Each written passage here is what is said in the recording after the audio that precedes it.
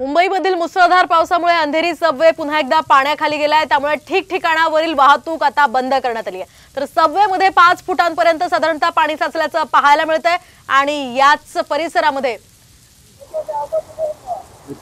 सध्या लोकांना फटका बसतोय। याचाच आढावा घेतलेला आहे आमचे प्रतिनिधी संजय गडदे यांनी।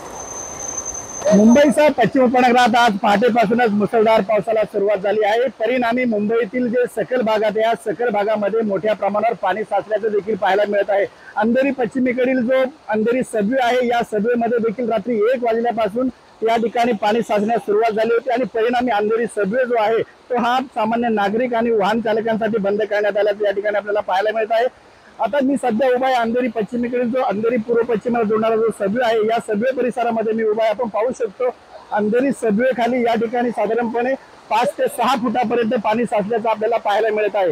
दुसरी महत्त्वाची गोष्ट म्हणजे पालिकेकडून देखील आता जे महापालिकेच्या शाळा असतील किंवा खासगी किंवा सरकारी ज्या काही शाळा असतील त्या शाळांना देखील आता सुट्टी देण्यात आली आहे। मात्र या ठिकाणी जो अंधेरी पूर्व आणि पश्चिमेला जोडणारा सबवे आहे हा सबवे साधारणपणे 4 ते 5 फूट इतका भरल्यामुळे या ठिकाणी वाहन चालकांना बंदी केल्याचं देखील या ठिकाणी पाहायला मिळतं। कॅमेरा पर्सन महेंद्र सर, मी संजय गडदे, साम टीव्ही न्यूज, मुंबई।